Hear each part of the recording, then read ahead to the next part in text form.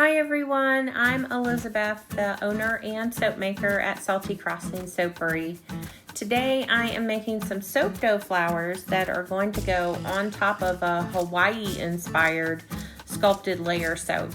Hopefully I will have a video of that to share sometime soon. I'm going to show you two parts of this process. The first is molding the soap dough in a fondant mold, and then the second is painting the finished flowers with an alcohol and mica mixture. You can see on the blue tray, I started out with a different flower mold and it just wasn't making me happy.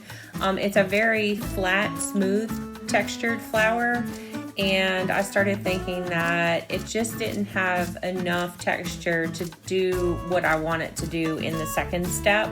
So I'm switching to this other mold, and this other flower is so big, it's almost 2 inches wide. So I will end up placing these in my loaf so that each flower spans 2 bars of soap. So each flower will get cut perfectly in half if I do my job correctly. And every bar will have a half flower on the top. Wish me luck on that. This pink soap dough is made with plumberry pink mica from Crafter's Choice, and the white is winter white from Nurture Soap.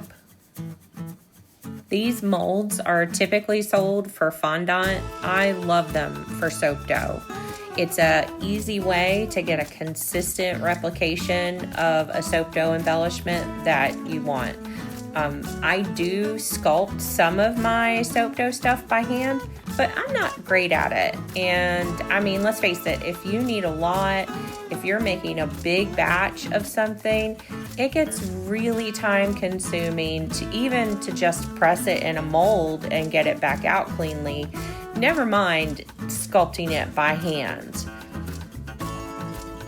One thing I almost always do with soap dough embellishments is to mix 2 colors.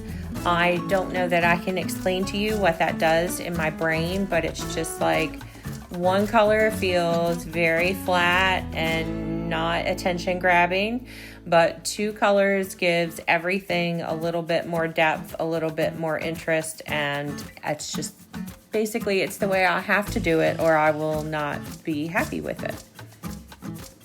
The other thing I almost always do is I paint my embellishments with a mixture of mica and alcohol to give them kind of a sheen and a little sparkle.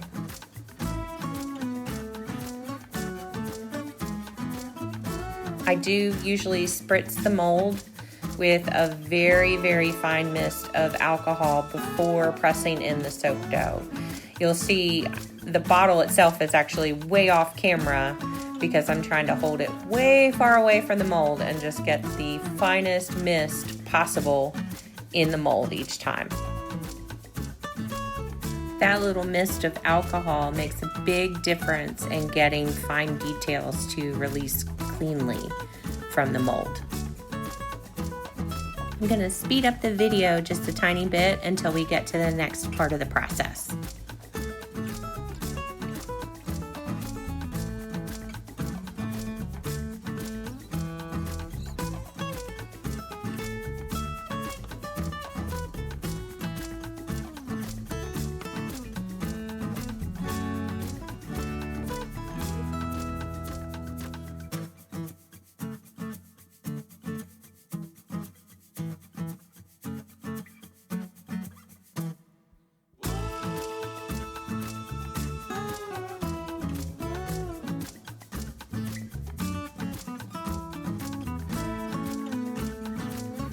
Okay, for this next part, I have some wild strawberry eco glitter from Nurture Soap, and I'm going to mix that with some super sparkle light gold glitter from Crafter's Choice.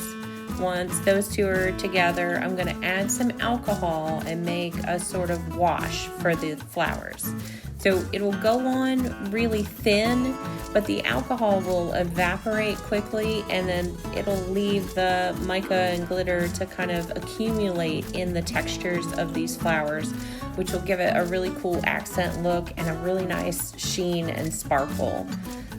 This technique works best when you're using a mold or a sculpted piece that has a lot of texture to it, because the mica will kind of settle into those grooves and highlight that texture. But you can also use it on smooth stuff to give soap dough pieces kind of an overall sheen. By themselves, soap dough tends to look pretty matte, pretty flat. So this is a really quick and easy way to add that sheeny, shiny appearance if that's what you're going for.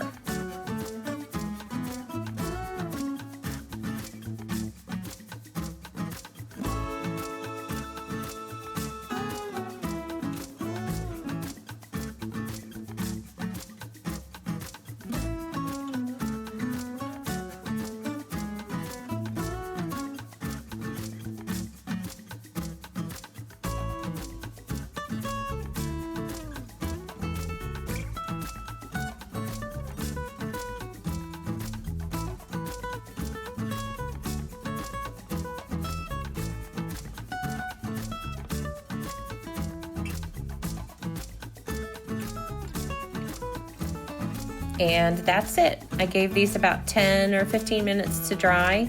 You can see the alcohol is all evaporated and we're just left with some nice shiny sparkly soap dough flowers. Thank you all for joining me today. Happy soaping.